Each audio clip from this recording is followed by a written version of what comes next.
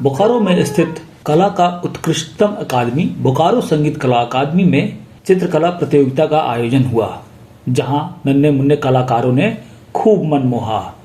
किसी ने बनाया पुष्प गुच्छ तो किसी ने बनाया मछलियों का संसार, तो कोई दिखा रहा था बना के घर। बड़े बच्चों ने बनाया वनभोज तो कोई बना रहा था गांव का दृश्य। बच्चे जितनी तन्मयता से उकेर रहे थे चित्र, तो उनके साथ आए उनके अभिभावक भी उतने ही पुलकित दिखे। मटका चित्रकारी में बच्चों ने विस्मयकारी कलाकारी की। कार्यक्रम का आरंभ मुख्य अतिथि को पुष्प देकर व अकादमी के छात्र द्वारा बनाए कलाकृति देकर किया गया। साथ ही निर्णायक मंडली को अकादमी की ओर से स्मृति चिन्ह भेंट कर स्वागत किया गया।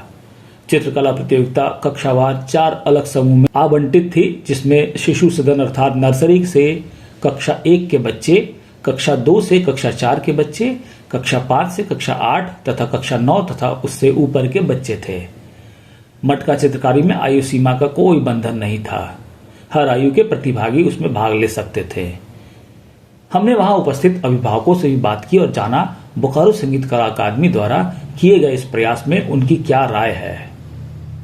तो आइए सुनते हैं उनकी राय और आनंद लेते हैं बच्चों द्वारा की गई कलाकारी का।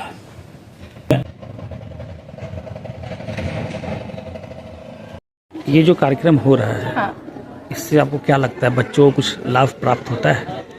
बिल्कुल सर, मुझे तो लगता है कि एक दिन इन लोगों को अपना एक्सप्रेशंस दिखाने के लिए एक कैनवस पे इनको पूरा टाइम मिला है। अपने कलर्स, एक टॉपिक भी अच्छा मिला हुआ है कि अंडर वाटर है, तो वो उस दुनिया के बारे में कुछ सोच रहे हैं, कुछ समझ रहे हैं, पेंट कर रहे हैं, अपने इमेजिनेशन को कैनवस पे उतारने के लिए स्क्रीन से दूर है। तो मुझे तो लगता है कि ऐसे कार्यक्रम रेगुलर बेसिस पे होते रहने चाहिए। इनसे बच्चों का कॉन्फिडेंस भी बूस्ट होता है कि उन्होंने कुछ किया। 1 घंटे 2 घंटे में जब वो अपना वर्क देखते हैं, फाइनली फिनिश्ड वर्क, तो उनको बहुत अच्छा लगता है कि उन लोगों ने एक अच्छी प्रस्तुति की है।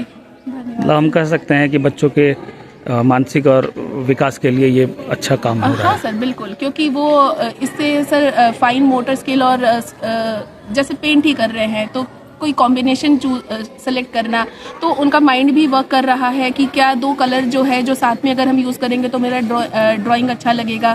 सिमिलरली अगर पेंट कर रहे हैं या क्रेयॉन्स का यूज़ कर रहे हैं तो वो उनका हाथ भी वर्क कर रहा है, उसको कितना लिमिटेड तरीके से मूव करना है कि वो जैसे जब वो अपना ड्राइंग का जब बाउंड्री बना रहे हैं तो वो सारी चीज़ें तो सर बिल्कुल ही वर्क करती है। साथ में क्रिएटिविटी के लिए अपना माइंड भी यूज़ करते हैं, तो ये काफ़ी अच्छा है सर।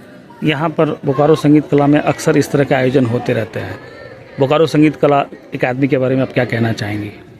मुझे लगता है एक छोटे से शहर में जहाँ पर ये एक ऐसा जगह है जहाँ पर हम लोग एक ही जगह सारी चीज़ें, क्रिएटिविटी, चाहे वो डांस हो, चाहे वो कोई गिटार हो, सितार हो, तबला हो, फिर म्यूज़िक का, गाना का हो जाए या ड्राइंग का हो जाए, सारी चीज़ें एक छत के नीचे एक जगह पर मिल जाना। प्लस ट्रांसपोर्टेशन की वजह से बच्चे लोग टाइम से आ जाते हैं, टीचर्स हमेशा अवेलेबल रहते हैं, they are more than ready to help. तो एक इस छोटे से जगह पर जहाँ पर हम लोग इतना सोच नहीं सकते थे कि इतने टैलेंटेड टीचर्स मिलेंगे जो बच्चों को इतने अच्छे तरीके से पढ़ाएं, तो मुझे तो लगता है कि संगीत कला यहाँ पर एक कलात्मक एक्सप्रेशन के लिए ये मुझे लगता है कि एकदम ऑक्सीजन का काम करता है। क्या कहना चाहेंगे इस कार्यक्रम के बारे में? सर, ये बीच बीच में कार्यक्रम हमारे यहाँ ऑर्गेनाइज होता है संगीत कला भवन में। तो ये सर बच्चों के लिए तो खैर मानसिक जो उनका विकास होता है उसमें सर बहुत ज़्यादा सहायक होता है ये चीज़ जो है। इससे बच्चों का जो ड्राइंग, जो मतलब हमारा जो कंपटीशन है, बच्चों को जो फीलिंग एक्सप्रेस करने का बहुत बढ़िया तरीका है सर ये। और ड्राइंग से सर हम लोग बोल सकते हैं, ड्राइंग को थेराप्यूटिक बोलते हैं, ये स्ट्रेस रिलीज करने का बहुत अच्छा एक जरिया है।